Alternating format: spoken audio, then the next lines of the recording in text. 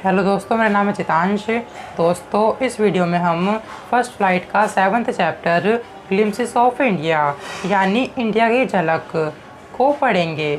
और दोस्तों, ये चैप्टर 3 पार्ट में बटा हुआ है, जिसमें कि पहला पार्ट है आ बेकर फ्रॉम गोवा, दूसरा पार्ट है कुर्ग और तीसरा पार्ट है टी फ्रॉम असम।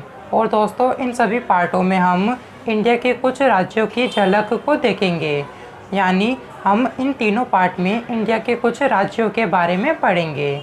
तो दोस्तों, चलिए इस चैप्टर के first part a baker from Goa, जो कि लूसियो रोड्रिगस द्वारा लिखा गया है, उससे हम ये चैप्टर पढ़ना स्टार्ट करते हैं।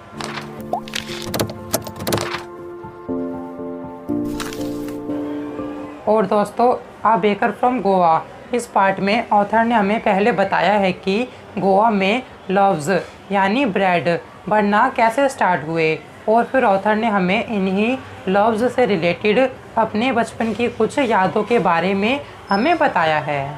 और दोस्तों, जो लव्स और ब्रेड होते हैं वो दोनों एक ही चीज़ होती हैं, बस इन पूरे साबुत को हम लव्स कहते हैं, और जब हम इन पूरे साबुत पार्ट को काट देते हैं अलग अलग हिस्सों में, तो फिर हम इन्हें ब्रेड्स कहते हैं। तो चलिए दोस्तों, इस पार्ट को पढ़ना अब हम स्टार्ट करते हैं।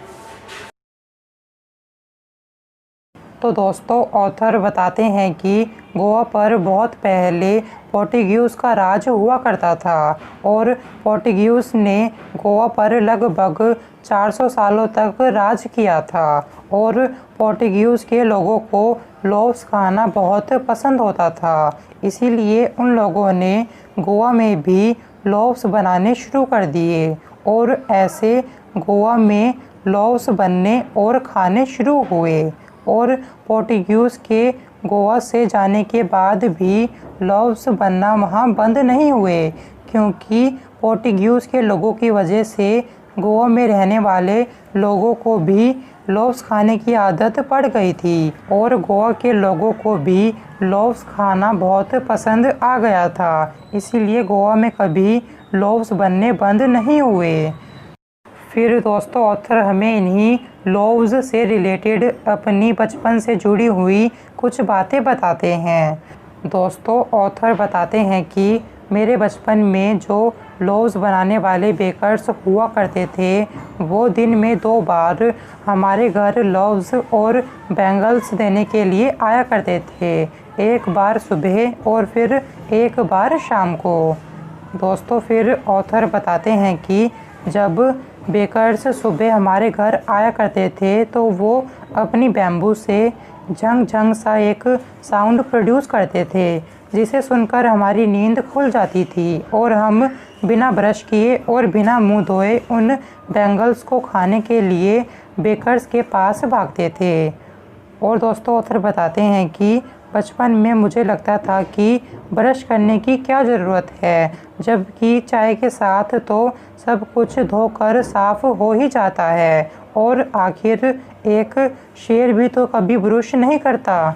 फिर दोस्तों, ऑथर बताते हैं कि जब सुबह हम भागकर बैंगल्स खाने के लिए बेकर्स के पास जाया करते थे, तो बेकर्स हमें बड़े प्यार से साइड कर देते थे, और वो बैंगल्स और सारे लव्स हमारे घर की मेड को दे देते थे।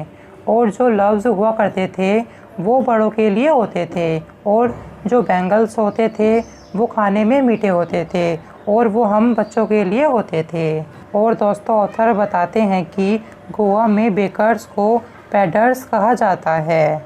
फिर दोस्तों, ऑथर बताते हैं कि पोर्टुगीज़ के टाइम पर पैडर्स यानी कि बेकर्स एक लॉन्ग फ्रॉक पहना करते थे, जो कि उनके घुटनों से थोड़ी सी नीचे तक आती थी, और उनकी ड्रेस को कबाई कहा जाता था।